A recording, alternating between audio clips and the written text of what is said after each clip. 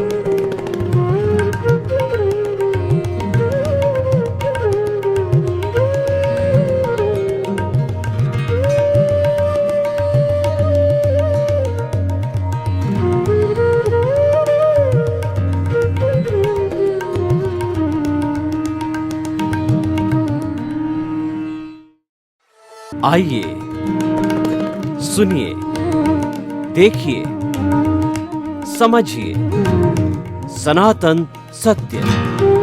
जैसी दृष्टि वैसी सृष्टि, दृष्टि विज्ञान, कुदरत, कुदरती रचना एवं कुदरत के कानून से शाश्वत सुख की प्राप्ति।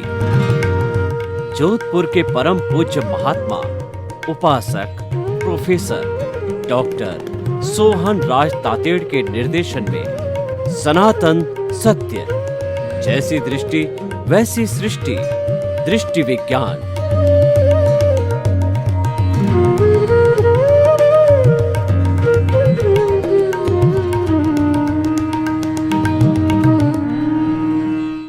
भाई और बहनों, मातृशक्ति को नमन।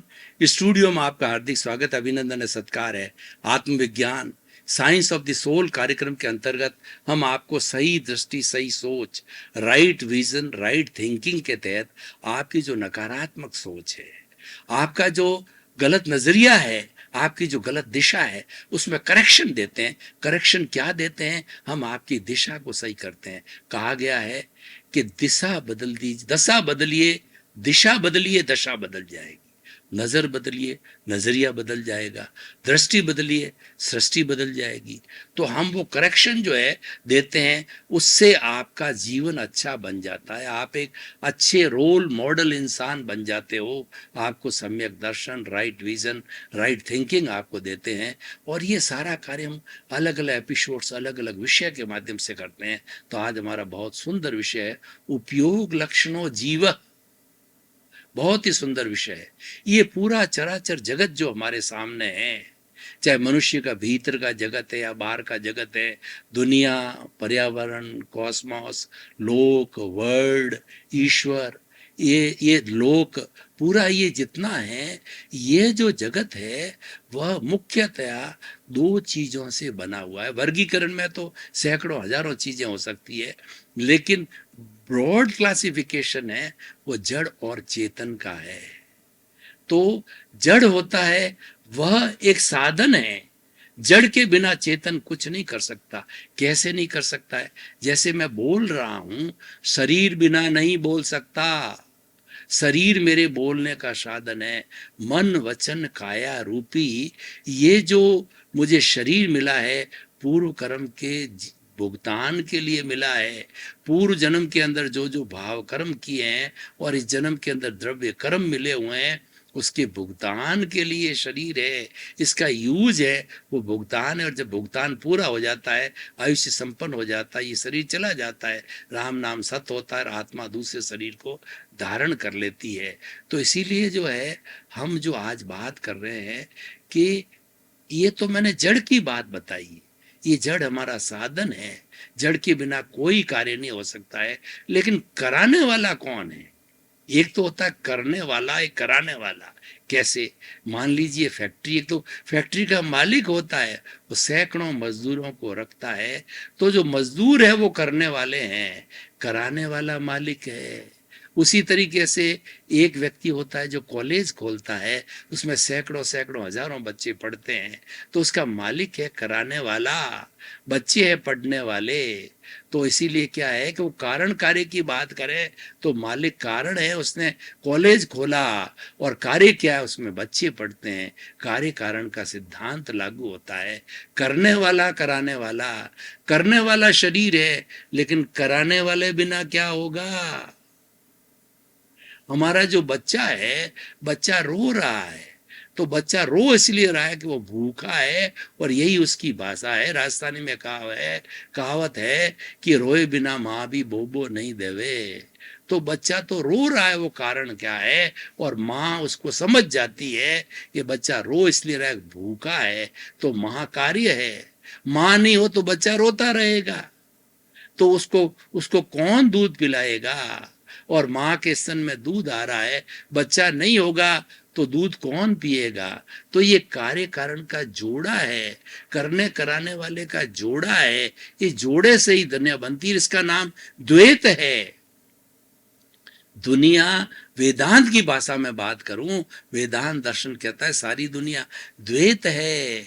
जो कि द्वैत क्या है? ये शरीर है और आत्मा दोनों मिलके बने हैं। जड़ और चेतन दोनों मिलकर के बने हैं। जड़ और चेतन से ब्रह्मांड बना है। तो ये द्वैत है। लेकिन हमारा उद्देश्य क्या है कि इस शरीर रूपी द्वैत को, शरीर और आत्मा को अलग करना है। दोनों को रासायनिक क्रिया, साधना, तपस्या के द्वारा दोनों को एक करना है। तो दोनों को अलग करना है। अलग करने से क्या होगा? जड़ जड़ के साथ चला जाएगा। चेतन जो है मुक्त होकर के सिद्ध शीला के अंदर जाकर के विराजमान हो जाएगा, वो परमात्मा बन जाएगा। और जड़ है वो वर्ण गंध रस स्पर्श वाला है। वह जो है वह हमारा पृथ्वी जल अग्नि वायु और आकाश में जाके विलीन हो जाएगा। जड़ जड़ में विलीन हो गया, चेतन अपनी जगह चला गया। तो ये जड़ और चेतन की बात द्वैत है। सारी दुनिया में द्वैत है। द्वैत क्या है? स्त्री पुरुष, रात दिन, सुख दुख, सम्मान तिरस्कार, और जो है वो खोना कमाना, कुछ भी ये जोड़े हैं। दोनों के बिना एक दूसरे के विरोधी है, और इन विरोधी के बिना जो है वो उस वस्तु का अस्तित्व नहीं है। भगवान महावीर ने कहा है कि असंख्य जो है वो विरोधी धर्म मिलकर के किसी वस्तु के अस्तित्व को बनाते हैं। बहुत से असंख्य ऐसे विरोधी तत्व है जो मिलकर के किसी वस्तु को बनाते हैं। उदाहरण के तौर पे मैं आपको बताता हूँ कि मनुष्य का जो शरीर है वो 60 खरब कोशिकाओं से बना हुआ है। एक एक कोशिका अपने आप में पावर हाउस है, और उस कोशिका को कल्चर मीडिया के अंदर सुरक्षित रख करके मादा के गर्भ में डाला जाए तो वो क्लोन हूबहू उसके जैसा व्यक्ति जैसा जो है प्रजनन करके और वो व्यक्ति जैसा व्यक्ति बना देता है। और ये तो हमारे जो दूसरे पेड़ है पौधे उसमें तो ग्राफ्टिंग बहुत लंबे समय से हो रही है। एक जैसी गायें बनाई जाती है, एक जैसी भेड़ बनाए जाते हैं, एक जैसे फूल बनाए जाते हैं, एक जैसे पेड़ बनाए जाते हैं, एक जैसे पौधे बनाए जाता है। क्लोनिंग सिस्टम है, ग्राफ्टिंग सिस्टम है। मनुष्य के अंदर ये किया गया था, लेकिन इसको रोक दिया गया क्योंकि अनैतिकता को पैदा करने वाला है। दुनिया के अंदर अनैतिकता, अन्याय और बहुत ज़्यादा बढ़ जाएगा, रोक दिया गया है। तो भाई और बहनों, हम बात कर रहे थे चेतन तत्व की। चेतन तत्व के लिए कहा गया है, जो आज हमारा विषय है, उपयोग लक्षणों जीव। जो कराने वाला है चेतन है, वो चेतन क्या है?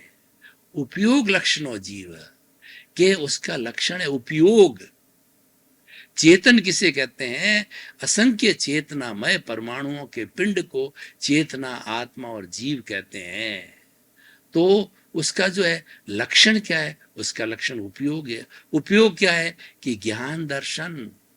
आत्मा ज्ञान वाली है, दर्शन वाली है, तो इसीलिए इसको ज्ञाता दृष्टा कहते हैं। जानने वाली है, देखने वाली है। तो जो जानता है वह जो है वह दृष्टा है, और जो देखता है वह दर्शन है। तो ज्ञान और दर्शन है और ज्ञाता दृष्टा है। तो इस तरीके से ये इसका उपयोग है।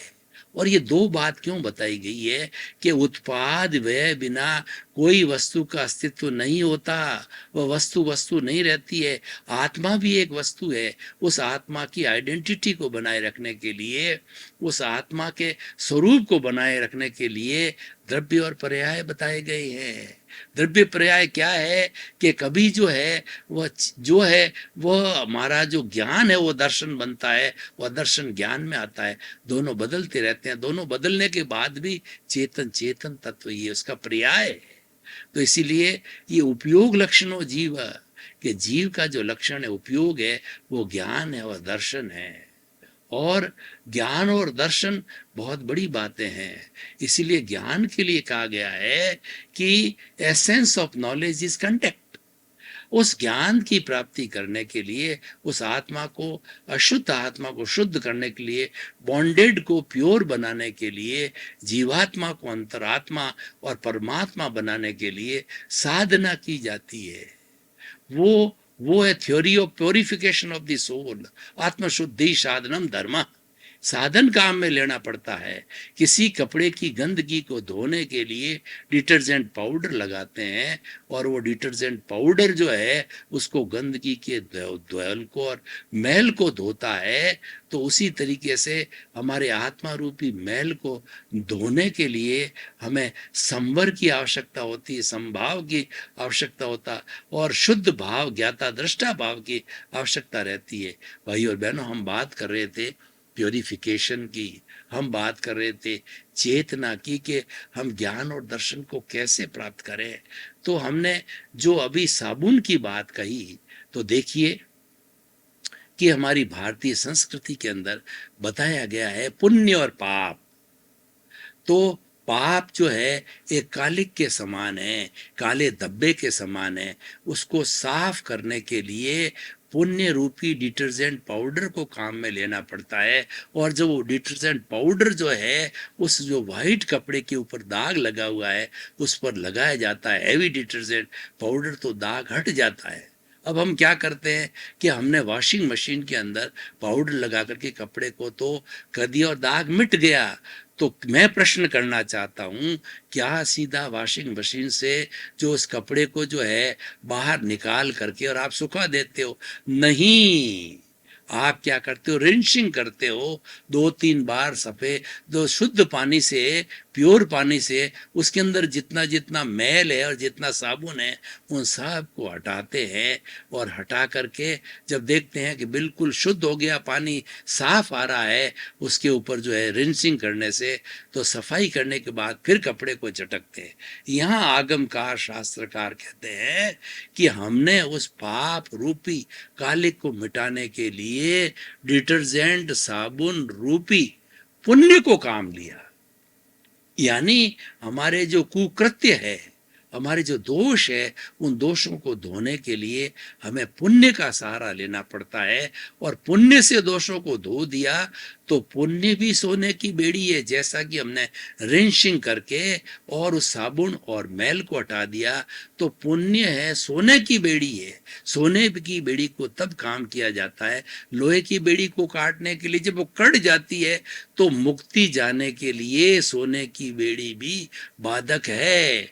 जो पुण्यवान व्यक्ति है वह भी बाधा है। ये पुण्य आके जाकर के पाप में भटकता। और पाप के लिए तो ये कहा गया है, ये उदाहरण देना चाहता हूं कि एक जो है घास का गट्ठर है, वो एक पुण्य रूपी गट्ठर है और उसके नीचे एक दिया सलाई, छोटी सी पाप रूपी दिया सलाई लगाई जाती है तो पूरा जो गट्ठर है थोड़े समय में जल के भस्म हो जाता है। तो आगमकार जो है वो प्रवचनकार क्या कहते हैं कि आपके अगर पुण्योदय है और आपने पाप प्रवृत्तियां जारी कर दी, कैसे कर दी, आपका पुण्योदय, आपके वो धन मिला, यश मिला, आपको बंगला मिला, अच्छे बेटे मिले, अच्छी संतान मिली, लेकिन आपने क्या किया, उसको दुरुपयोग किया।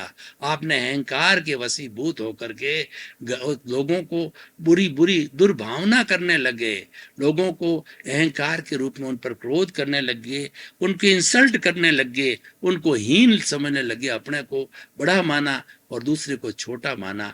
उस अहंकार के वशीभूत होकर के, उस मोह और कषाय के वशीभूत होकर के आपने उस पुण्य के अंदर जो है दियासलाई लगा दी। तो पुण्य अगर आप भोगते, अगर पुण्य को पुण्यवान भोगते तो लंबे समय तक भोगा जाता, लेकिन वो पुण्य है क्योंकि आपने वो दियासलाई लगा दी पाप की, तो शीघ्र ही जो है वो घास के गट्ठर की तरह जल के भस्म हो जाएगा। तो पुण्यानुबंध पुण्य होना चाहिए। आप पुण्य भुगत रहे हो तो नया भी अर्जन करो, क्योंकि ऐसा कहा जाता है कि समुद्र का जो पानी होता है वो समुद्र का नीर भी खत्म हो जाता है, अर्जन नहीं किया जाता है। तो अर्जन और विसर्जन का फॉर्मूला, हमें विसर्जन तो करना चाहिए, लेकिन विसर्जन करते रहेंगे तो राजा का बड़ा भंडार है वह भी कंगाल हो जाता है। तो साथ साथ में अर्जन विसर्जन साथ चलना चाहिए। ये द्वैत है, द्वैत के बिना कोई भी काम सफल नहीं हो सकता है। स्त्री पुरुष और रात और दिन, सुख और दुख, इन दोनों के जोड़े के बिना कोई भी काम अधूरा है। व्यक्तित्व अधूरा है, कार्य अधूरा है, व्यक्ति अधूरा है। तो दोनों को द्वैत रखना पड़ता है, उसी से हमारा काम चलता है। अद्वैत है तो अद्वैत तो बेचारा क्या है कि जिस आत्मा की उपयोग लक्षणों जीव की बात कर रहे हैं, जब शुद्ध हो जाता है इस प्रक्रिया के द्वारा, धर्म के माध्यम से शुद्ध होते हो तो मुक्ति को चला जाएगा और वह न तो वापस संसार में आएगा, न शरीर को धारण करेगा, वो तो ब्लिस में चला जाएगा। यानी वो तो अनंत ज्ञान, अनंत दर्शन, अनंत शक्ति, अनंत सुख का धाम के अंदर हर वक्त सुख में रहेगा, चारों तरफ सुख ही है। और वो चिंतन करना लगेगा कि मेरी शुद्ध आत्मा आनंद के सागर में हिलोरे ले रही है, आनंद की वर्षा हो रही है। और ये तो रूपक की बात कर रहा हूँ, वो उनके शरीर ही नहीं कौन चिंतन करेगा, लेकिन वो आनंद से आप्लावित होता है, आनंद के वशीभूत हो जाता है। और ये पूरा आनंद के सागर में मेरी आत्मा हिलोरे ले रही है, आनंद का दरिया है, दरिया में हिलोरे ले रही है, आनंद की वर्षा हो रही है, आत्मा आनंदित हो रही है, क्योंकि वहाँ आनंद आनंद और आनंद है। वो सच्चिदानंद बन जाती है। सच्चिदानंद का अर्थ होता है सत्य प्लस चित्त प्लस आनंद। सत्य का मतलब होता है अविनाशी, उपयोग लक्षणों जीव वाला जो हमारा आज विषय है, जो आत्मा है, वह जो है वो अविनाशी है, और जड़ तत्व जो दूसरी मैंने व्याख्या की है द्वैत के अंदर, दूसरा जो अचेतन और जड़ की व्याख्या की है वो नाशवान है। तो एक अविनाशी है और एक नाशवान है, दोनों द्वैत है, तभी संसार चलता है। तो ये जो है अविनाशी है, और चित्त का मतलब जिसकी मैं बात कर रहा हूँ, उपयोग लक्षणों जीव, वो उपयोग वाला है, वो ज्ञान दर्शन वाला है, वह इसका जो है वो हमारा उसका गुण हो गया, उसका गुण है, गुण द्रव्य पर्याय है, वह जो है वह ज्ञान दर्शन वाला है। और तीसरा जो है वह उसका लक्षण क्या है, उसका लक्षण है कि वह आनंदमय है, आनंद उसकी प्रकृति है, उसके दुख नहीं होता, उसके दर्द नहीं होता, वह जो है 24 आवर्स आनंद में ही रहता है, उसके कोई दुख आता ही नहीं है। वो जो है हमको प्राप्त करना है।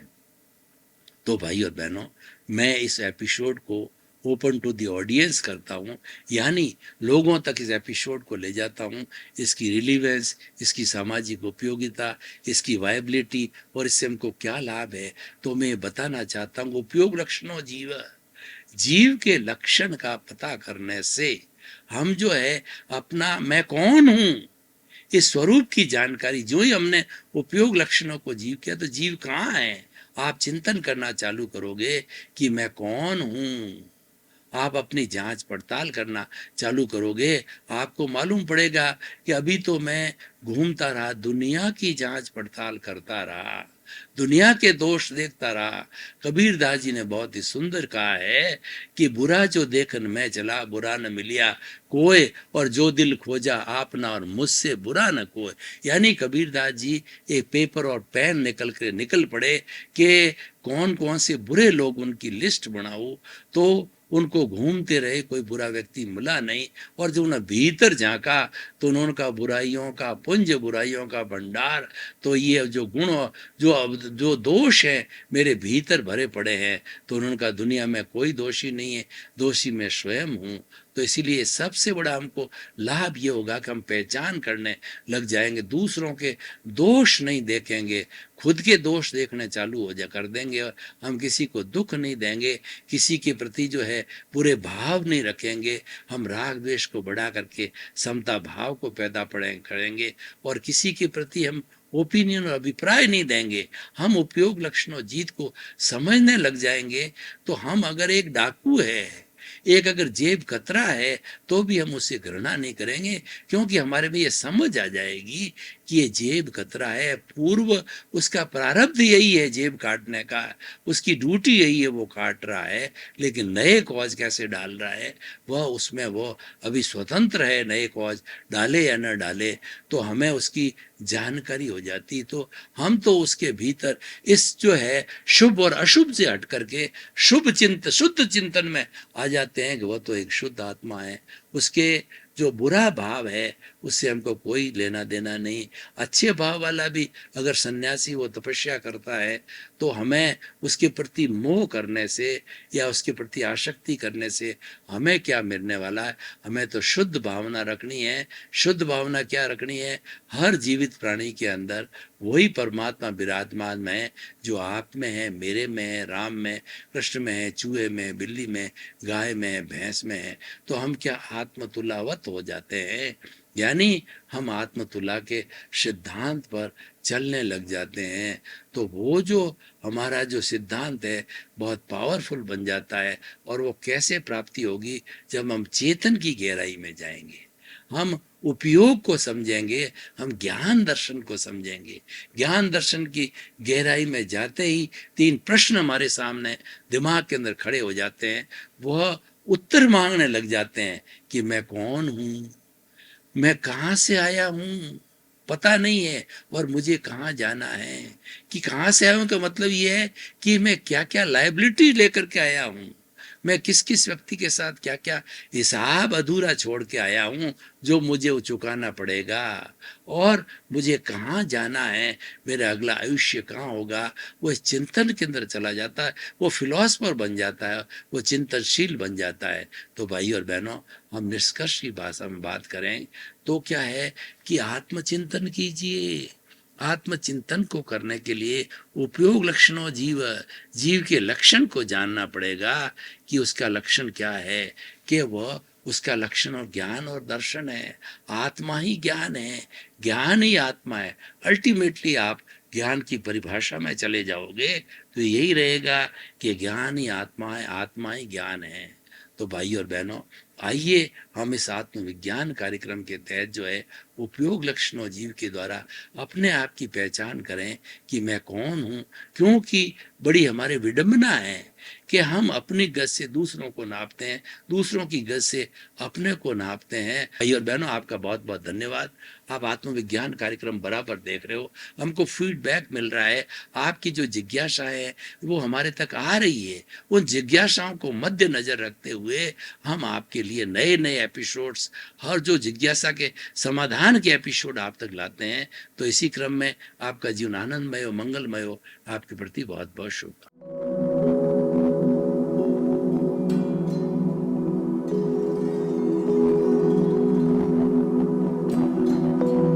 एक ऐसा अंतर्राष्ट्रीय ख्याति प्राप्त मानव जो गुरु प्रेरणा से पिछले 20 वर्षों से वानप्रस्थ जीवन जीते हुए 24 घंटे मानवता की सेवा में संलग्न है। एक ऐसा मानव जो अभी राष्ट्रीय, अंतर्राष्ट्रीय टीवी चैनलों पर 7,500 एपिसोड के माध्यम से सनातन सत्य, आत्मविज्ञान एवं पुनरुत्थान व्यवहार एवं निश्चय जगत के जीवनोपयोगी विषयों पर हृदय स्पर्शी प्रवचन कर चुका है। उस मानव का नाम है महात्मा उपासक प्रोफेसर डॉक्टर सोहन राज तातेड़। प्रोफेसर तातेड़ द्वारा योग, दर्शन, शिक्षा विषयों पर रचित पीएचडी स्तर के 250 शोध ग्रंथ भारत के 100 प्रतिष्ठित विश्वविद्यालयों में शोधार्थी पढ़ रहे हैं तथा वे सभी शोध ग्रंथ वहां की सेंट्रल लाइब्रेरियों में उपलब्ध हैं। महात्मा सोहन राज ने अभी तक हजारों स्कूलों, कॉलेजों, विश्वविद्यालयों एवं संस्थाओं में सेमिनार, वर्कशॉप, कैंप लगाकर लाखों विद्यार्थियों को योग, दर्शन, शिक्षा का प्रशिक्षण देकर उन्हें सुसंस्कारित किया। डॉक्टर तातेड़ ने भारतीय संस्कृति उत्थान के 4000 से अधिक समसामयिक विषयों पर आर्टिकल लिखकर ऑनलाइन जर्नल, पत्रिकाओं, वेबसाइट्स पर प्रकाशित किया, जिसका उपयोग लाखों पाठक कर रहे हैं। उपासक तातेड़ के 5000 से अधिक आज का सुविचार, आज का शुभ संदेश, आज का मंगल भावना योग आदि चिंतन websites, Twitter, blogger, Facebook, YouTube माध्यमों से लाखों लोग अपना जीवन निर्माण कर रहे हैं। मानवता के मसीहा ऐसे महामानव महात्मा सोहन राज तातेड़ के प्रोफाइल को अभी तक विश्व के 20 लाख दर्शक यूट्यूब पर, 12 लाख गूगल पर एवं लाखों दर्शक फेसबुक, ब्लॉगर, ट्विटर और इंस्टाग्राम पर देख चुके हैं।